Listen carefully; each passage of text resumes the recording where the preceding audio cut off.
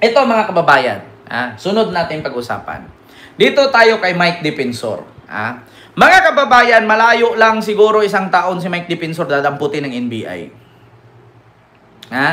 Ano yan, Kent? Bakit sinabi mo si Mike Defensor dadamputin ng NBI? Ito po mga kababayan ang pinakalat ngayon ni Mike Defensor.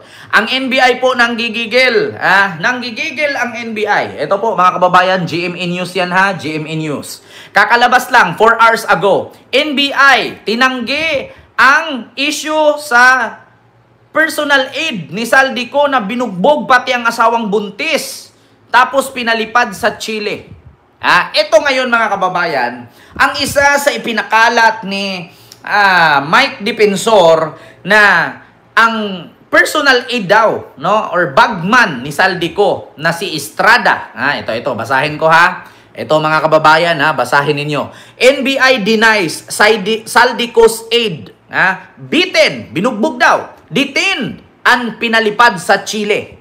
Ito, another ka-fake newsan ito. Sana totoo.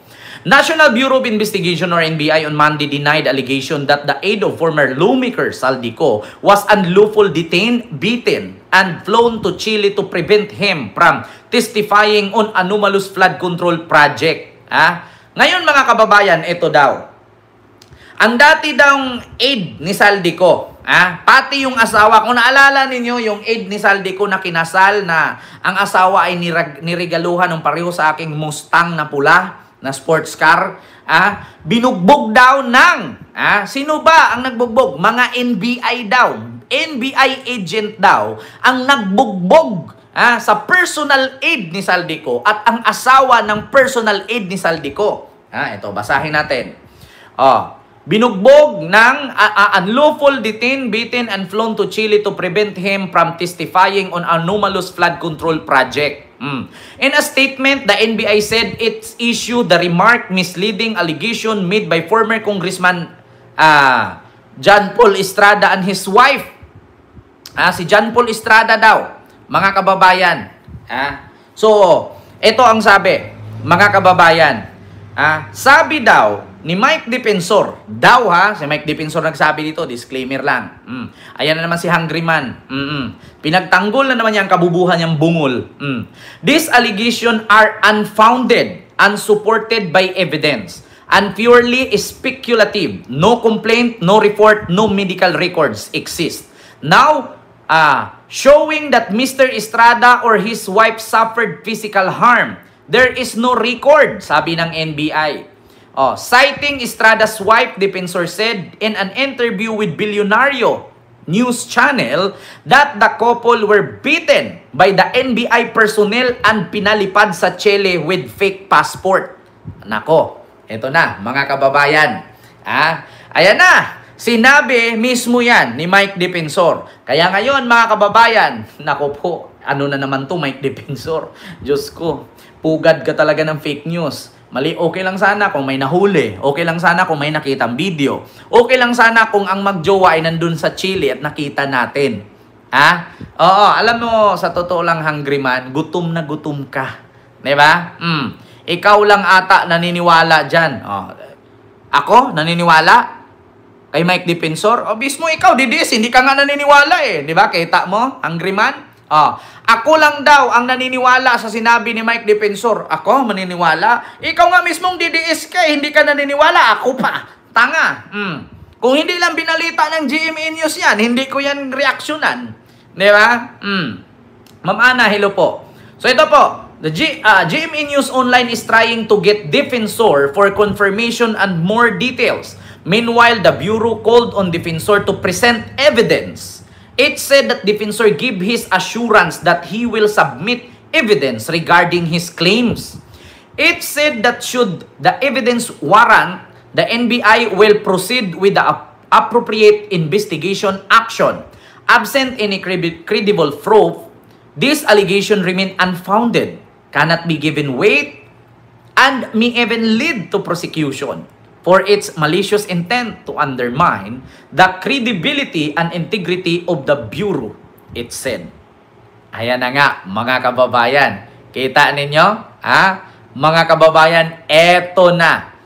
Diyos mio, Marimar. Naintindihan mo ba yan? Malamang, ano ako, katulad din yung mga DDS na bobo, hindi nyo nga alam yung ano eh. Hindi nyo nga alam yung, may abogado nga kayo dyan na Vice President, hindi alam ang ano eh, preamble eh.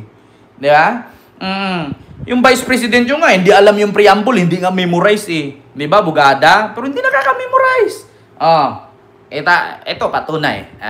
Ako tatanungin mo kung hindi ko naintindihan, babasahin ko ba? Kung hindi ko naintindihan, itatapik ko ba? Kung hindi ko binabasa to bago ko i-topic? Alam niyo mga DDS, kung pupunta kayo dito sa aking channel, matuturuan ko kayo. Pero kung mag-vlogger kayo, tas bubo kayo, huwag nyo na ituloy.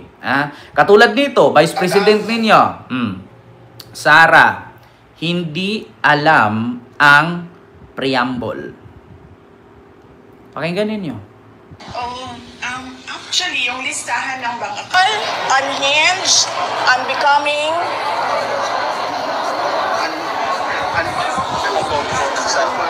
unsound mind. Meron pa isang ulitin nyo na lang. Yes. I'm not unhinged, unbecoming,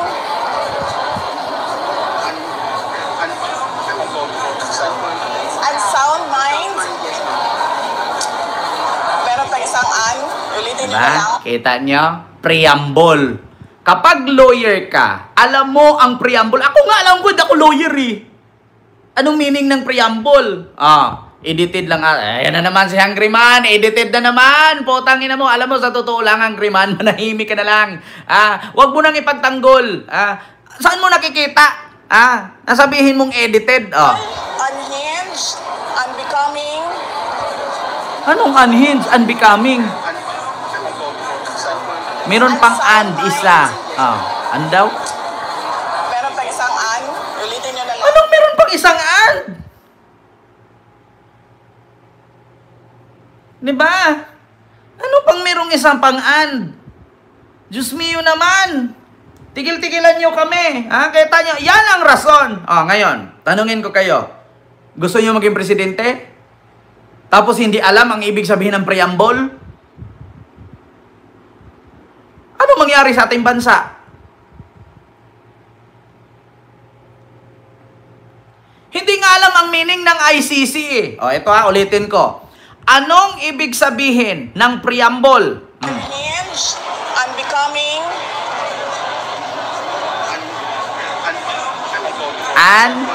unsound mind. Unsound mind. Meron pa isang ulitin nyo na lang. Yes. Bakit meron pang isang and, ulitin nyo na lang? Ano? Tigilan nyo kami. Itulog mo yan. Magiging tae ang ating bayan. Ito pa yung isa. Sara.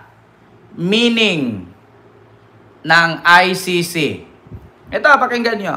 Ano ba ang ICC? Crimes against humanity. Ano ba ang ICC? Crimes against humanity. Ano raw ang ICC? Crime against humanity? Parang balik naman yun. Diba ang ICC ay International Criminal Court? Ano? Crime against humanity? Kita ninyo? Ano ba ang ICC? Crimes against? Saan yung I? Crimes against youth? Crimes against itok-itok. Kita nyo? Hindi naman ako nagtaka kasi mismo yung idol nila Bobo, paano pa yung mga supporter? 'Di ba?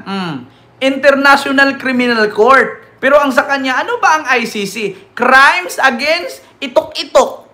Putang inang itok-itok na yan. Kita ninyo?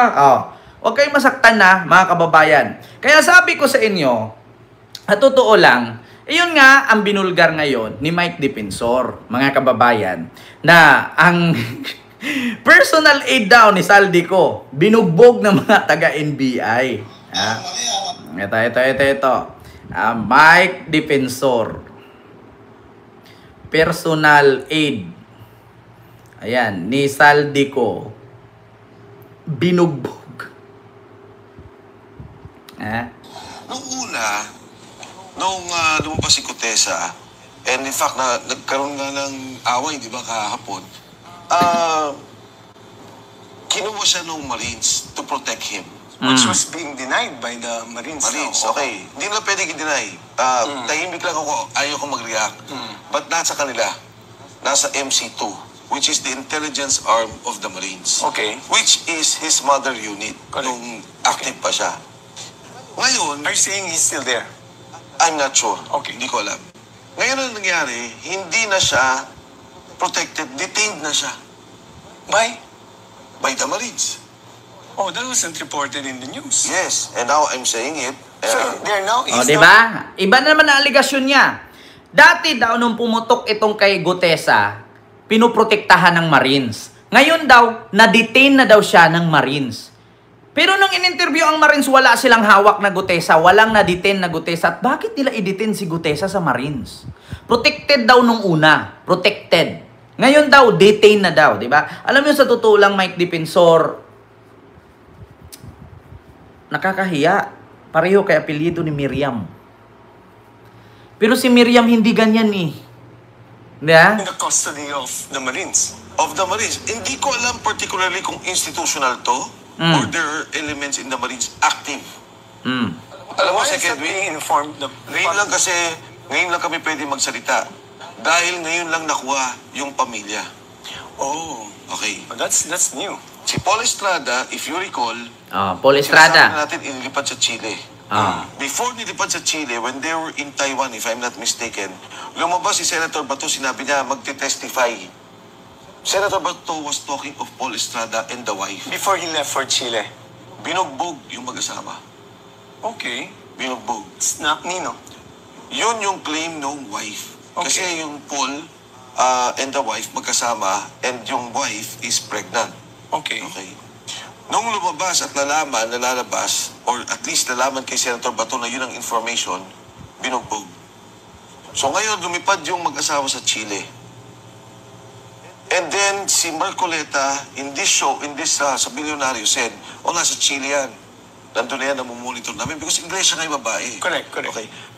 Diba? Kita nyo? Tapos alam nyo, sinong pinagbintangan na binugbog daw yung mag-asawa na personal aid ni Saldico? Mga NBI daw, taga-NBI personnel ang bubugbog. Ngayon, sinabi ng NBI, maglabas ka ng ebidensya, tapos ikaso mo. Diba? Ang problema mga kababayan, asan yung ebidensya? Diba? Kaya ngayon mga kababayan, isa lang ang masasabi ko. Grabe talaga, grabe sila. Sunod-sunod yung paninira. Alam nyo, sa totoo lang mga kababayan, kung palit tayo ngayon ng sitwasyon, kung grupo ni PBBM ang nanira kay Digong, siguro kami isa-isa na kaming pinapatiklo, isa-isa na kaming inaresto. Si BBM, isa na yan sa pinahuli. Pasalamat kayo si Marcos, tahimik lang, pero antayin ninyo. Ako, ayaw kong pangunahan eh. Siyempre, kita ko yung master plan eh. Gusto niyo sabihin ko yung master plan? Baka, yung mga sinasabi ni Amy, babalik yan sa kanya. Yeah? Baka, yung mga plano ninyo, pag hindi yan nag-success, isa-isa kayong dadamputin. Baka, yung sinabi ni Amy na haharasin siya. Sabi nga ni PBBM, walang kamag-anak, walang kapatid, walang kaibigan. Kapag mali ka, mali ka. Mabait si Marcos, ako nagsabi. Pero, ang pagkabait ng tao, ang pagiging mabait ng tao, may hangganan. Diba?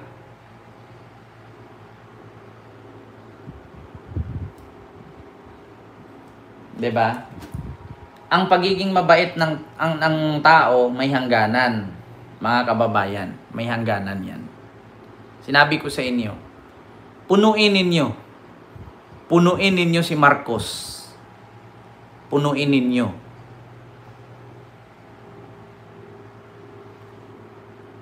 Ayoko magsalita eh. Bakit? Baka masabihan ako misleading, baka masabihan ako fake news, at baka sabihin gumagawa ako ng kwento. Inyo pa ngayon. Sunod mga buwan, amin naman. Maniwala kayo sa akin. Inyo pa ngayon, tuloy nyo yan, kalayaan nyo yan. Sunod mga buwan, magugulat na lang kayo. Ayaw ko na. No. Ayaw ko na magsalita, baka magkamali pa. Ayaw ko kasi manguna talaga mga kababayan. Sa totoo lang, ito yung Kent Garcia na walang intelligence fund. Pero grabe ang radar. Dito tayo, sunod mga kababayan. Kay Saldico at kay Boying Rimulya. Dito tayo mga kababayan kay Saldico at kay Boying Rimulya.